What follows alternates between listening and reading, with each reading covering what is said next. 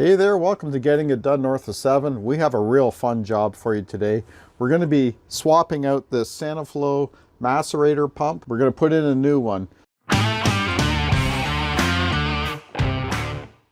So the reason we're doing this is because I could hear water leaking into the canister here, and I didn't know what it was, and I thought about it for a while, and I got thinking, there's got to be a check valve. So this here is the discharge hose. So when the waste comes through from your toilet into here, and the blades chew everything up, the discharge comes up through here and up this hose and out to your septic. I could hear water coming down here back into the canister, so there's a valve up here. I'm not sure you can see it, but I shut it off, and then that would stop the water from coming back into the canister. So what that tells me is there's a check valve in there that stops the water from going back into the canister. And it's not like gushes of water. It's just a trickling of water. And I'll show you what that looked like. So here's the internal check valve that's inside this canister. So the water comes back down in here, and there's a ball with a rubber seal, and it stops any water from leaking back into the canister. I imagine that the rubber seal here is wore out, and this is allowing water to seep by into the canister. I thought maybe it was just dirty and I could clean it. No, that wasn't it. So I thought, well, I can replace this check valve, and it's only like maybe $30 delivered, and that would save me a lot of money. But here's my issue, and you may have the same issue. This is called a Santa Plus, and it was the first generation. So it has a stamp on the side of it where you can check out the model number and that sort of thing. And it says it was manufactured in June of 2001. So this macerator is at least 20 years old or more. So they say, I looked it up on Google, and they say that the macerators only last like up to 15 years. So the Santa Plus macerator has been phased out, and they came with an internal check valve or ball valve, whatever you want to call it. And I can't get a part for it. I can't get another check valve for this to put inside. But now the new macerator comes with an external check valve. And I don't know if you can see this. You can see the black flap in there. That's your check valve. So that's when it's open, that's when it's closed, and it stops water from going back into the canister. So long story short, this macerator is phased out. Can't get parts for it, can't do anything with it, it's useless. So I had to go buy a new one. So that's what we're going to do today. We're going to replace this old macerator with a Saniflo macerator, and we should be good to go. So the first thing we have to do, and I've already done a few things because I had to get the lid off of this to get the old check valve out, is I had to undo this vent. So this here is a vent. This here is your discharge. So your discharge hose, I disconnected that. Next, we're gonna have to disconnect this inlet pipe. This comes from the sink, and we have to disconnect the hose here that comes to the toilet. It's just a rubber thing that goes between your toilet pipe and the canister. It's already undone, so I'm just going to slip everything out and out of here, and then we'll put the new one in place. Okay, now we have the old macerator pump is removed. That was fairly easy. It may leak a little water, so make sure you tilt it certain ways so that it doesn't leak water, because it's full of water, and there's no way I was going to empty it. Just grab it, throw it out. Okay, now we're going to dress up our new macerator, dress up the canister for what it needs, because it has an inlet on both sides, and we only need one inlet because we just have a sink down here, wash basin. We don't have a shower, so I have to plug this side of the canister. So this here is the side, the hole we have to plug, and there's our bag of parts. There's a plug in here that we'll put in there. So here's the plug. It's got a rubber seal.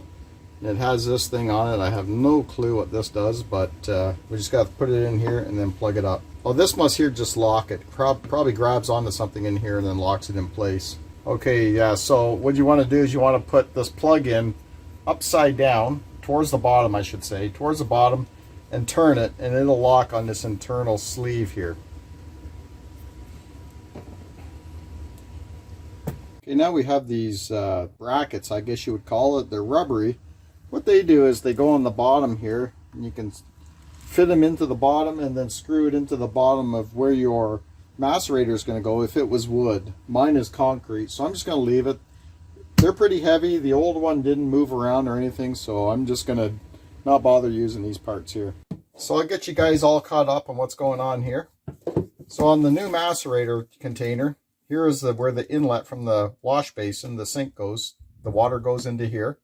So we need to use this as supplied in the package. And it's a boot that goes over here. That's 2 inches. And here is our inch and a half pipe that comes from the sink. And the water goes into here. So they give you a boot, and you got to cut this off. And it's a good thing we have this, because the original macerator was an 1.5 inch inlet, where this is a 2. So you need this adapter in between the pipe and the canister. So next we have our check valve. So we put this boot, it comes with the package too, and it's going to go over here like this. And we're going to put a clamp around this, and it's going to sit in here and go like that. And it's going to be hooked up to this discharge pipe. This is a discharge hose, I should say, that goes up to the septic and gets rid of your wastewater. And this here is our vent pipe, which is going to come out of this hole. This is our vent pipe. I haven't got that far yet, but we're going to hook that up too. We're going to maybe have to make some changes. I'm not quite sure. And also we had a hole here on the top of the canister. Not sure why, but I plugged it with a cap. They supply with the system here. You just stick that in there and plug that up. Well, I have the new macerator installed. I hooked up the rubber, I think it's called a horn here, from the toilet pipe to the macerator. Over here we have our water that comes from the wash basin.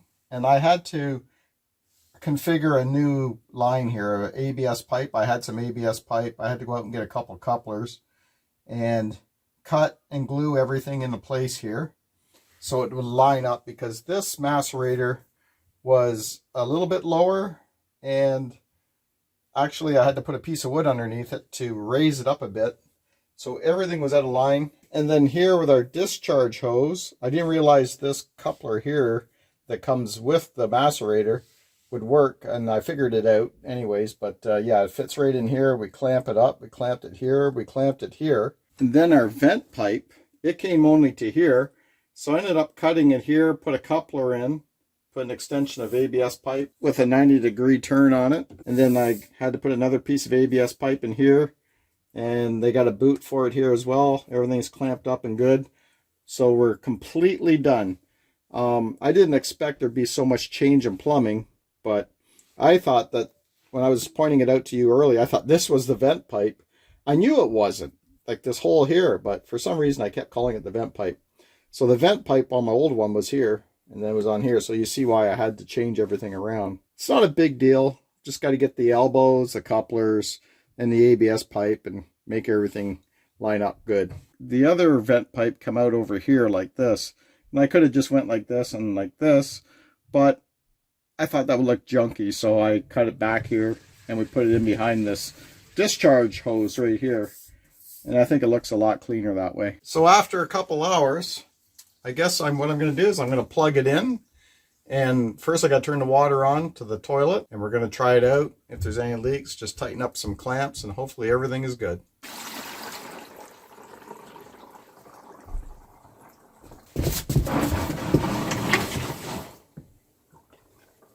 Well, it looks good. No leaks. It's pumping. It's pushing the water out to the septic. You want to run a few cycles with clean water before you start using your toilet.